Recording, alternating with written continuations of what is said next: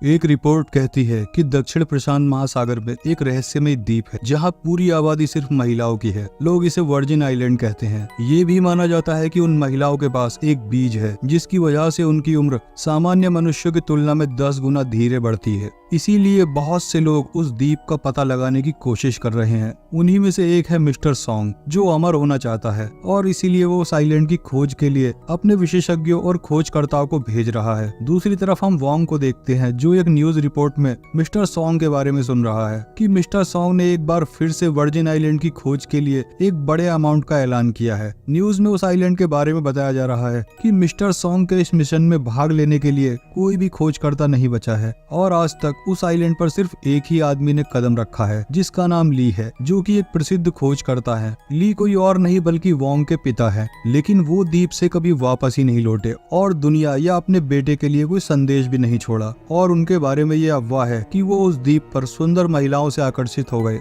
इसीलिए उन्होंने वहीं रहने का फैसला किया। वॉन्ग अपने पिता को ढूंढना चाहता है और इसीलिए उसने मिस्टर सॉन्ग के इस मिशन में भाग लेने का फैसला किया है। वो जहाज पर चढ़ने के लिए किनारे पर चला गया। वहाँ उसकी मुलाकात ह्यून वू से होती है, जो काफी अच्छा नाविक होने का दावा करता है क्योंकि उसने हाल ही में सोमाली नेवी सेल से डिग्री ली है। थोड़ी देर बाद वॉन्ग और ह्यून जहाज पर चढ़ते हैं और रवाना होने ही वाले होते हैं, लेकिन तभी मिस्टर सॉन्ग का एक आदमी उनके पास आता है और उन्हें एक जीपीएस ट्रैकर देता है। थोड़ी देर के बाद दोनों फाइनली समंदर में जाते हैं और अपने मिशन को शुरू करते हैं। शुरू में वो मिशन के बारे में काफी मोटिवेट होते हैं, लेकिन 2 महीने तक सिर्फ समंदर में भटकने के बाद वो दोनों निराश हो जाते हैं और इस समय तक उनके पास खाने पीने की चीजें भी खत्म हो गई थी। इसलिए वो दुआ करते हैं कि वो जल्द से जल्द किसी आइलैंड पर पहुंच जाए। एक दिन जब वो दोनों उनके दिए हुए जीपीएस की शिकायत कर रहे थे क्योंकि वो जीपीएस काम नहीं कर रहा था, कि तभी वो उनके ऊपर उड़ते हुए पक्षियों के एक झुंड को देखते हैं। वॉन्ग जो लेटा हुआ था उसके चेहरे पर कुछ गिरता है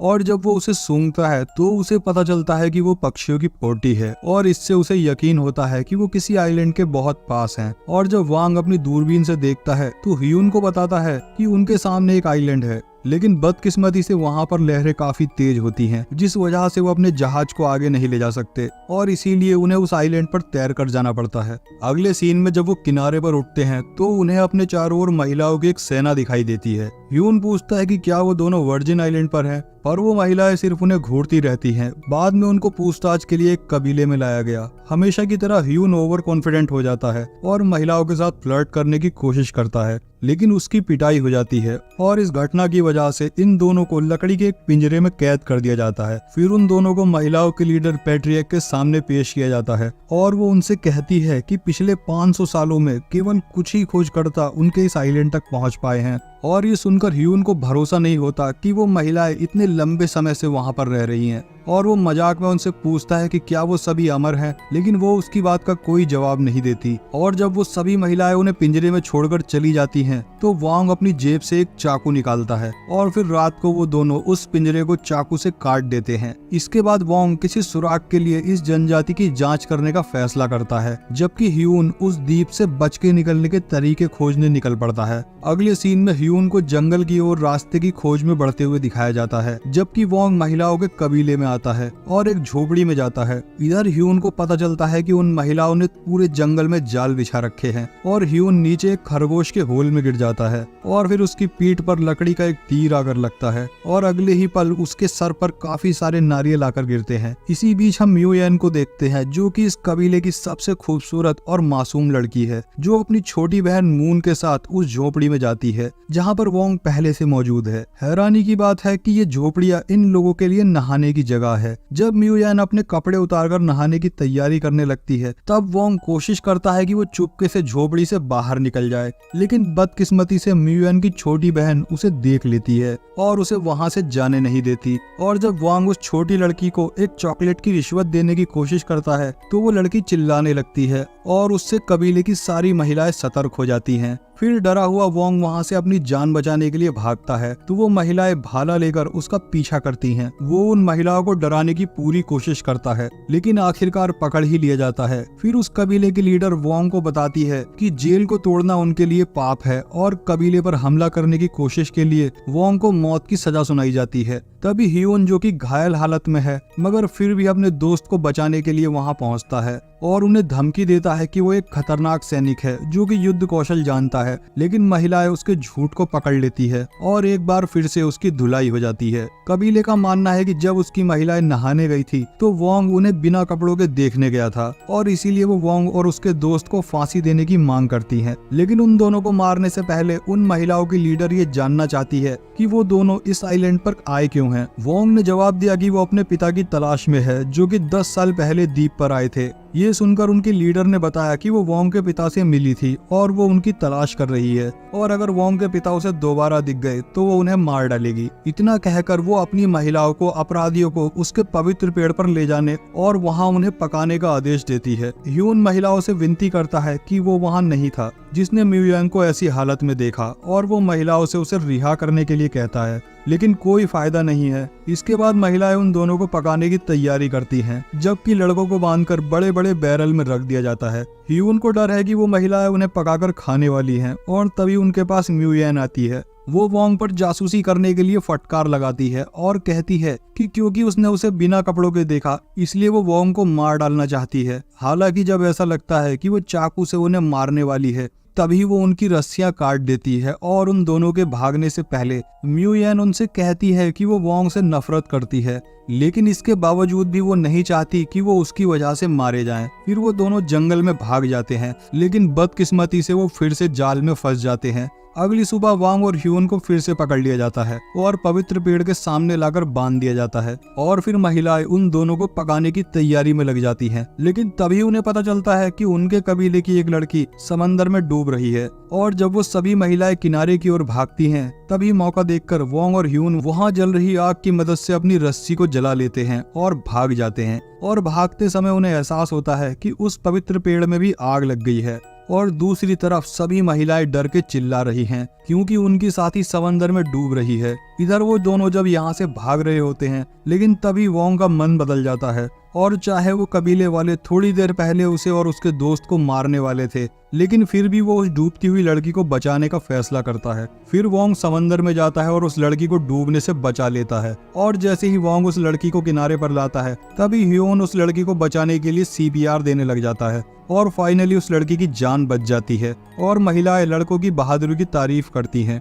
बाद में वोंग और ह्यून को एक बार फिर लीडर के सामने ले जाया जाता है और वो लड़की उस लीडर से कहती है कि क्योंकि उन लड़कों ने उसकी जान बचाई है इसलिए उन दोनों को माफ कर देना चाहिए। यहाँ पर वो लड़की ह्यून को पसंद करने लगती है। लीडर भी उन दोनों को माफ करने के बारे में सोचती है, लेकिन तभी उन्हें पता चलता है कि उनका पवित्र पेड़ जलकर राख हो चुका है और जब उन्हें पता चलता है कि उसके पीछे उन दोनों लड़कों का ही हाथ है तो उनकी लीडर फिर से उन दोनों को सजा देने का फैसला करती है। हालांकि मियोयांग और दूसरी लड़की सुझाव देती है कि हमें उन लड़कों को एक आखिरी मौका और देना चाहिए। फिर लीडर उन लड़कों को पवित्र पेड़ को फिर से ठीक करने के लिए 3 महीने का समय देती है और अगर उनका पेड़ वापस फलता फूलता नहीं तो उन दोनों को बेरहमी से मार दिया जाएगा। अगले दिन वोंग और ह्यून पेड़ से चारकोल पॉलिश करने और पानी देने की कोशिश करते हैं। जैसे जैसे समय बीतता है ये महिलाओं के करीब होते जाते हैं क्योंकि वो उनकी रोजमर्रा की जिंदगी में उनकी मदद करते हैं। अपने आधुनिक उपकरणों और तकनीकों के उपयोग के साथ वोंग और ह्यून बड़ी मछली पकड़ते हैं और उन्हें सब्जियां उगाना भी सिखाते हैं।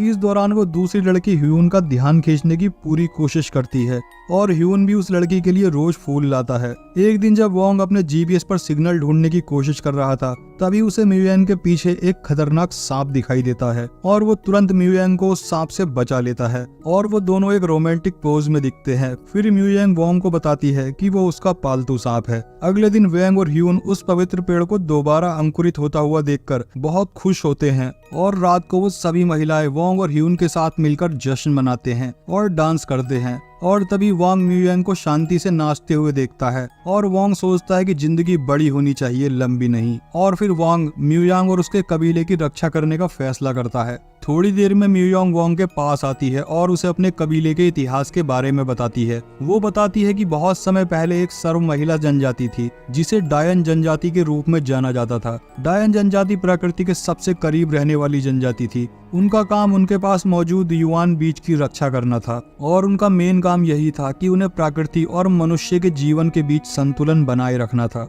हालांकि जैसे जैसे मानव बस्तियों का विकास हुआ और जो लोग पृथ्वी पर आए उनकी मृत्यु भी हुई और एक दिन उन्हें एक युवान बीज के बारे में भी पता चला। इस चक्कर में काफी सारे लोगों ने डायन जनजाति पर उस बीज को पाने के लालच में हमला भी किया और बीज की रक्षा के लिए कबीले के मुखिया ने उस बीज को कबीले की सबसे छोटी लड़की को दिया और उसे जहां तक संभव हो सके वहां से भाग जाने के लिए कहा। उस लड़की ने अपने पूरे परिवार को मरते हुए देखा और जैसा कि बताया गया वो वहां से भाग निकली। लंबे समय के बाद वो एक सुनसान द्वीप पर उठी और उसने देखा कि वो जो बीज लेकर आई थी वो चारों ओर अंकुरित होने लगा था। सुनसान द्वीप धीरे धीरे जीवन से भर गया। धीरे धीरे लड़की बड़ी हो गई और एक नई युवान बीज की रक्षा के लिए द्वीप पर डायन कबीला फला फूला। म्यूयांग तब बताती है कि वो लड़की कोई और नहीं बल्कि उनके कबीले की लीडर पैट्रियार्च है।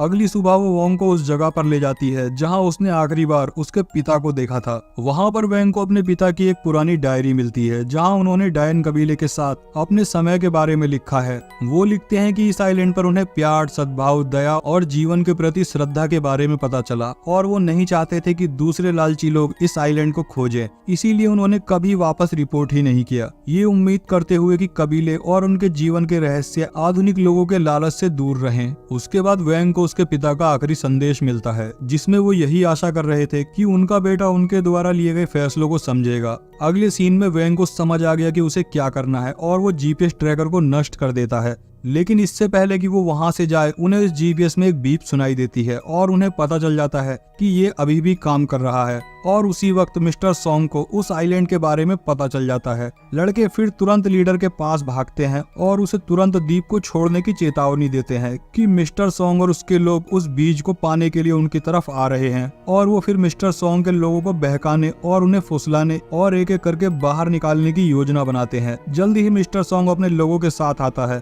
और अपने 4 आदमियों को द्वीप की जांच करने का आदेश देता है। वो चारों लोग कबीले में पहुंचते हैं लेकिन सुंदर महिलाओं को उनका इंतजार करता देखकर वो हैरान हो जाते हैं। फिर वो महिलाएं उन चारों को अपनी सुंदरता में फंसाकर उन्हें पकड़कर बांध देती हैं। अपने आदमियों के वापस रिपोर्ट नहीं करने के बाद मिस्टर सोंग खुद द्वीप पर आता है और देखता है कि वोंग और ह्यून गेट पर उसका स्वागत करते हैं और उसे समझाने की कोशिश करते हैं कि ये वर्जिन आइलैंड नहीं है। लेकिन मिस्टर सोंग बेवकूफ नहीं है, इसलिए वो अपने लोगों को वोंग और ह्यून के साथ उन सभी लोगों को बांधने का आदेश देता है। फिर वो उनकी लीडर को धमकाता है और उससे जीवन का रहस्य पूछता है ताकि वो उनकी ही तरह अमर हो सके। जब वो मना करती हैं तो मिस्टर सोंग मून को जान से मारने की धमकी देता है और फिर महिलाएं बेमन से मिस्टर सोंग और उसके लोगों को उस जगह पर ले जाती हैं जहां पर उन्होंने युवान बीज को छुपाया है। और तभी रास्ते में जाते हुए वही लड़की उनके एक आदमी को रास्ते में मार देती है जिसे हुआन ने बचाया था और फिर बाकी महिलाएं भी उन पर हमला कर देती हैं। इसी बीच मिस्टर सोंग वोंग को लेकर वहां से भाग जाता है